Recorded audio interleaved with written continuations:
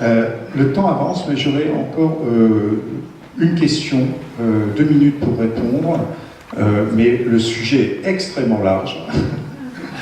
Alors, c'est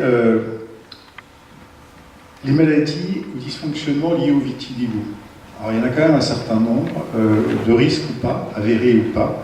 Cancer de la peau, pelade, obésité, allergie, troubles de la vue, pharyngite, manque de magnésium, troubles digestifs, intolérance alimentaire, gluten, lactose, carence en magnésium. À quoi il faut faire attention? Alors pour ce qui est des cancers de la peau, moi je suis tout à fait, enfin en tout cas pas moi, les études épidémiologiques sont plutôt rassurantes, et pas qu'épidémiologiques d'ailleurs. Il y a aussi dans le fondamental des raisons de penser que les gens qui ont du vitiligo font beaucoup moins de mélanome et de cancer de la peau en général que les autres, même s'ils s'exposent de la même manière. Ça, c'est la première chose. Et ils font peut-être même moins de cancers généraux que les autres. Et c'est d'ailleurs une grosse question pour les traitements qui vont arriver. Pour ce qui est de à mon avis, la seule maladie qui mérite d'être systématiquement recherchée chez tous les patients qui ont du vitiligo, c'est la thyroïde. Il faut en effet vérifier, Julien l'a dit, 20 à 25% des patients avec un vitiligo ont un risque d'avoir une thyroïdite auto-immune au cours de leur vie. Pour les autres maladies auto-immunes, il y a en effet des associations. Elles sont en effet plus fréquentes chez les patients vitiligo, pour ce qui est des maladies auto-immunes, que chez le patient qui n'a pas un vitiligo, mais le risque reste modéré, c'est-à-dire on va passer de 1 à 2% ou de 1 à 3% pour ce qui est du diabète. Donc il faut traiter au cas par cas. Le risque, pour moi, c'est la thyroïde, c'est ce qu'il faut rechercher systématiquement. Et après, en fonction des symptômes, il ne faut pas oublier le reste. Merci, docteur Michel Pascal. J'ai rien d'autre à ajouter. D'accord, très bien, merci. Une dernière question, et je vais me tourner vers les chercheurs, vers le professeur Katia Boniface. Vous êtes tous chercheurs d'ailleurs en la matière, mais plus spécifiquement sur les recherches en la matière. Comment les patients, comment ce que j'aime bien appeler aussi les malades, et leurs associations peuvent aider le champ de la recherche. Quels sont les actes qui peuvent être faits? Quelles sont les collaborations qui peuvent être mises en place?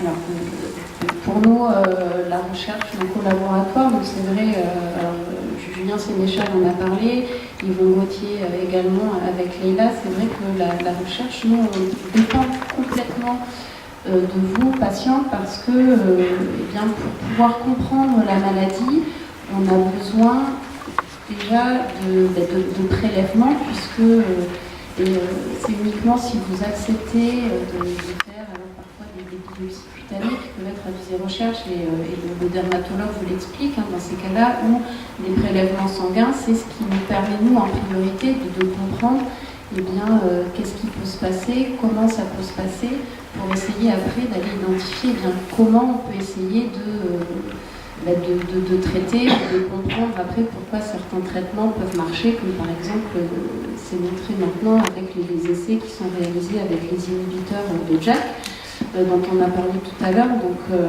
la première chose, c'est ça, c'est de vous remercier aussi également, parce que nous, au laboratoire, on dépend complètement des prélèvements que vous voulez bien donner, qui nous permettent d'avancer pour la recherche. Après, de façon plus générale, au niveau des associations, je pense que les associations elles ont un rôle de soutien qui peut être majeur d'un aspect financier, parce que la recherche, c'est toujours un combat de trouver des financements qui vont nous permettre de réaliser ensuite les expériences au laboratoire.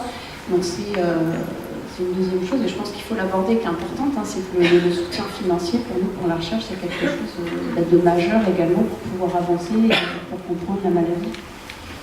Je vais abonder dans ce sens-là. Moi, on en parlait tout à l'heure avec Katia. Je pense que c'est aussi le rôle des associations d'accompagner au niveau économique la recherche.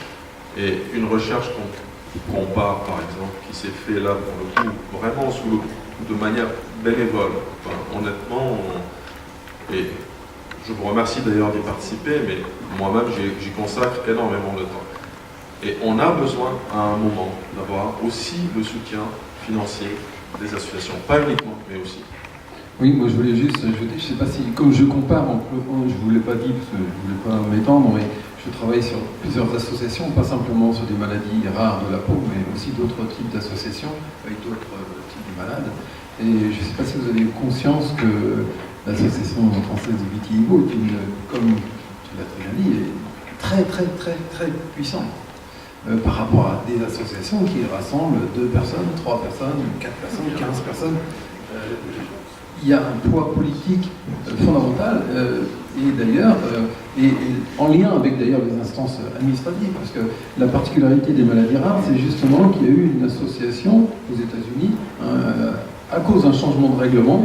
Il y a eu des malades orphelins, des thérapeutiques orphelines, et donc il y a eu la mobilisation des patients pour s'organiser pour devenir un poids, comme tu l'as souvent dit. Et là, les vitiligo, c'est vraiment typique d'un acteur politique, sociologue majeur dans le paysage. Et c'est très récent, finalement, d'un point de vue historique, c'est très récent. Il y a encore 30 ans, la situation était radicalement différente, où le pouvoir n'était pas du tout au même endroit, le curseur n'était pas du tout au même endroit. Maintenant, les instances politiques, représentatives ou pas, ça dépend des pays, écoutent vraiment les associations. Donc c'est une évolution, je ne peux pas dire positive parce que je n'ai pas apporté de jugement de valeur, mais c'est une évolution très notable des dernières années. Merci beaucoup de tous ces apports, pour vos apports, vos éclairages et vos compléments. Je pense que je me permets de rappeler concernant la recherche, c'est un thème qu'on a vu ce matin en Assemblée Générale, que l'Association française du vitiligo bénéficie d'un dispositif d'exonération fiscale dont vous bénéficiez déjà tous en tant que membre de l'association au travers d'une exonération pour lesquelles vous recevez des certificats fiscaux. Sachez que dans le cadre d'argent qui serait versé pour la recherche, on est dans le même dispositif, on peut vous donner des certificats fiscaux. Sachez que nous sommes en attente aussi d'un legs petit, mais certain, d'un legs qui doit nous être versé à l'Association française du vitiligo et qui sera là aussi investi dans le cadre de cette bourse recherche que l'on va développer et pour laquelle on va faire des appels à projets. Donc voilà, je vous remercie beaucoup pour cette première partie de la matinée.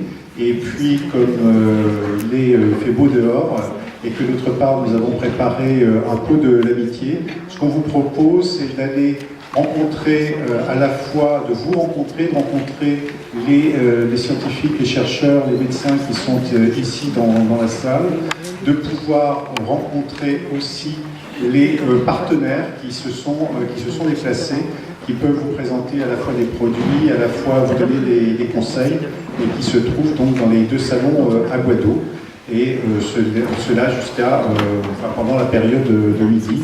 On se retrouve à 14h15. Et puis une petite précision, si vous êtes rentré dans les salons à Guado par la coupole, par une rotonde, sachez que la peinture qui est au plafond est classée au monument historique, peinture qui date du XVIIIe siècle, donc n'hésitez pas à la regarder, il y a toujours un moment culturel à l'intérieur de nos réunions. Voilà, merci beaucoup et à tout à l'heure.